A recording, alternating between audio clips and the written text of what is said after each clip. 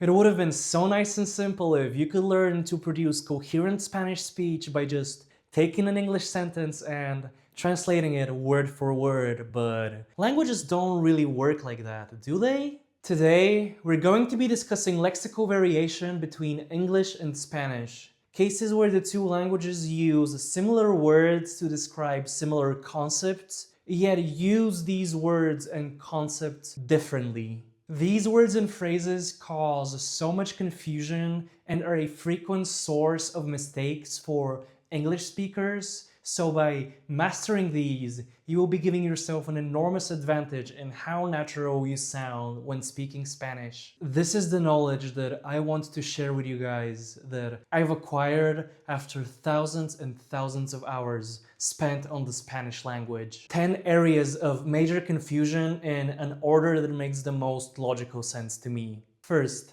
let's discuss the English verb to apply and its closest Spanish equivalent, aplicar. The source of confusion here is that aplicar only applies to, pun intended, some but not all of the usages of the English to apply, especially does not cover some of the most common ones. In general, one should use aplicar when you're smearing something on top of something else, like se puede aplicar una crema a la piel. You can apply a cream to the skin. También se puede aplicar una crema a una tostada, or you should say una nata if you're in Spain. You will also use aplicar when you're applying efforts into something or applying a theory into practice. However, you should not use aplicar if you want to say that you're submitting yourself as a candidate for a position. If you're applying for a job or for an apartment or for a loan or to college, you should use solicitar. An application of a certain technology would be aplicación. A job application would be solicitud.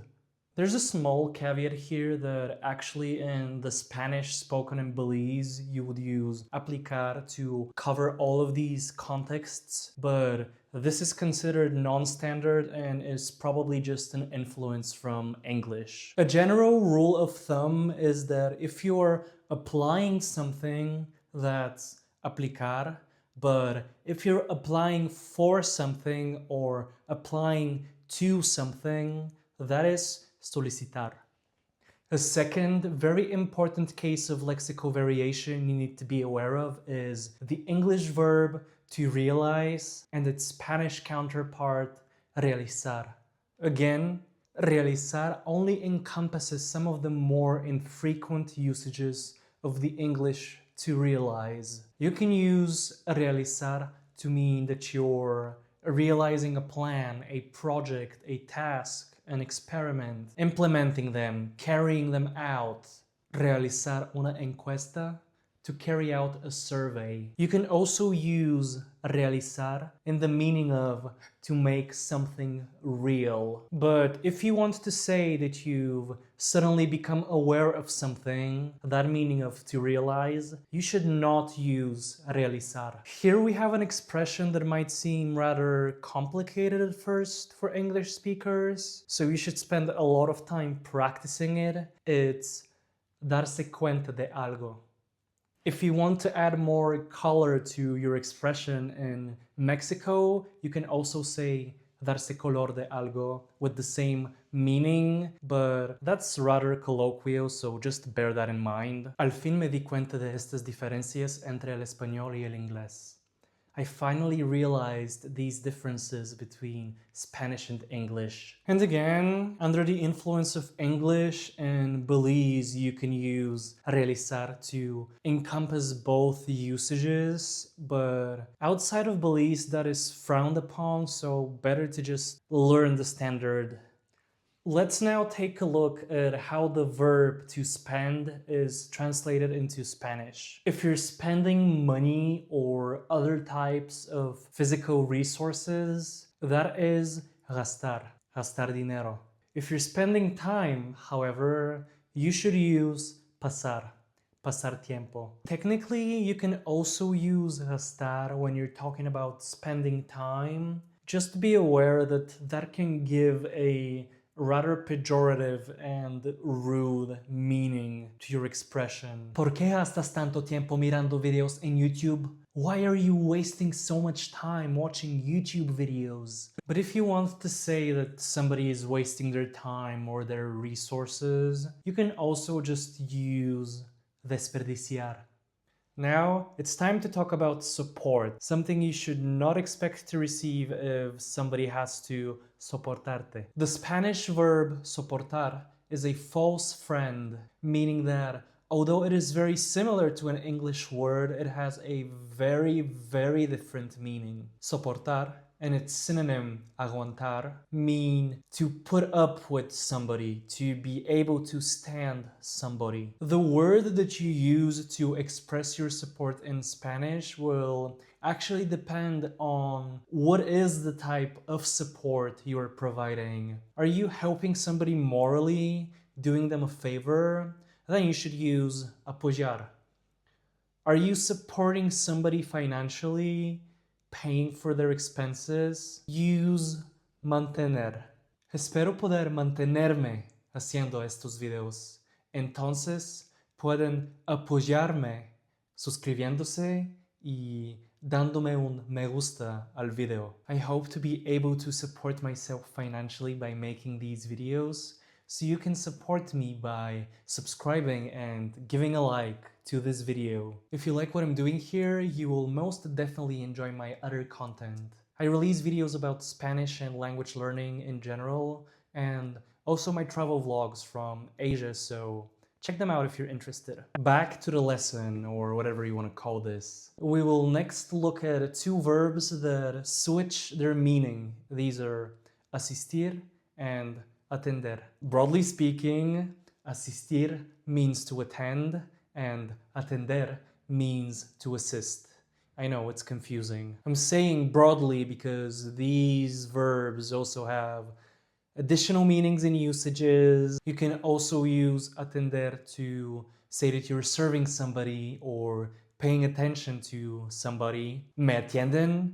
Are you paying attention to me? You would also say that somebody is atento or atenta when they're well-mannered and polite. Asistencia, the noun formed from asistir, also means attendance, and it could also mean the people who are attending something, the audience. But the thing is, and this is the most confusing part, is that asistencia may in fact be used to mean assistance in certain contexts. Social welfare, for example, is asistencia social. Healthcare is asistencia médica or asistencia sanitaria. You will also use asistencia in sports. An assist, the decisive pass in soccer that leads to a teammate scoring a goal, is asistencia. If these subtleties are too much to wrap your head around and you're worried about being misunderstood, for assistance, just use ayuda or socorro. Since I already brought up sports, let's talk about sports and play in general. In English, the things that you can play are games, musical instruments, pieces of media like videos, songs. But in Spanish, all three of these use different verbs. You're playing a game, it's jugar. You're playing the instrument, then it's tocar, to touch. You're playing a YouTube video, it's reproducir. The most general word for a game is juego. If you're playing sports, then a game can also be called un partido. If you're playing board games or cards, then it's una partida. Same word, different gender. If we're talking about a play as in the noun, if it's a theater play, then it's una obra. If it's a gameplay, an action that you take in a game, it's una jugada. Besides un partido and una partida, there are other words that, depending on their usage, change their gender, that are also translated the exact same way in English. The most important of these is the Spanish word orden, which covers all of the meanings of the English word order. However, depending on the specific meaning, it's either masculine or feminine.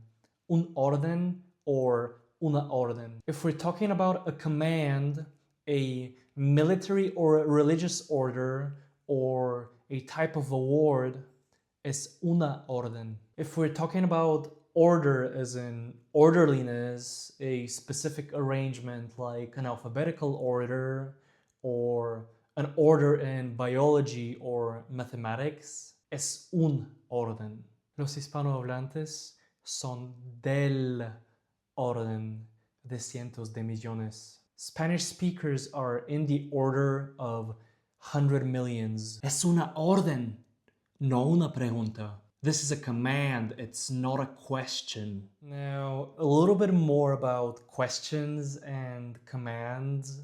Some things that English speakers quite frequently confuse. In Spanish, asking a question and asking somebody to do something for you use different verbs. Pay attention because this is probably the most frequently confused out of any of the words I talked about so far. To ask for a specific thing or to order something at a restaurant, it's pedir algo. To request that somebody else do something, it's pedir que, followed by the subjunctive. Pedir agua, to ask for water or to order water. If it's not an imperative but an interrogative, instead of pedir, you would use preguntar. If you want to specifically say to ask a question, that is hacer una pregunta. It's not anything like preguntar una pregunta, preguntar una cuestión.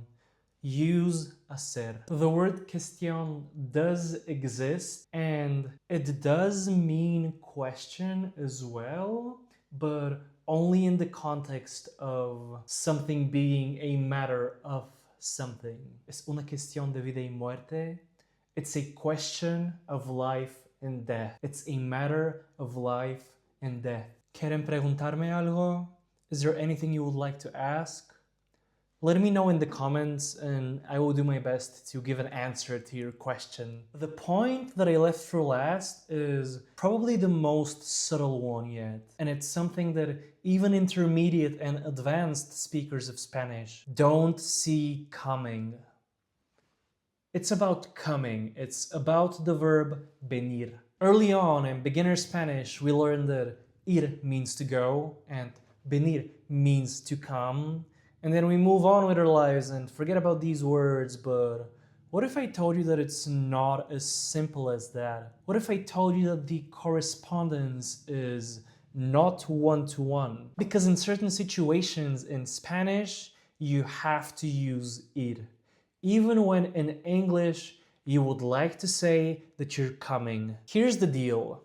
In English, the verb to come has 3 different usages. It can indicate movement towards the speaker, but it can also indicate movement towards the listener, or movement towards a third place entirely. In Spanish, venir always references movement towards the speaker. What does that mean in practice? If I want to say that I'm coming towards you, approaching you, that can only be said as voy hacia ustedes. You cannot say vengo hacia ustedes. Do you want to come to the party with me? Assuming that the party is happening at some third place and not where this conversation is taking place, you cannot say ¿Quieren venir a la fiesta conmigo? You have to say ¿Quieren ir a la fiesta conmigo? So this is it from me for today. I hope you found this video useful. I hope you actually go and practice these usages because without drilling them into your head, you're not gonna master them. You're gonna keep making mistakes in these. And I hope you leave me a comment with suggestions for what video I should do next. Maybe even a part 2 of this. Anyway, hasta la próxima.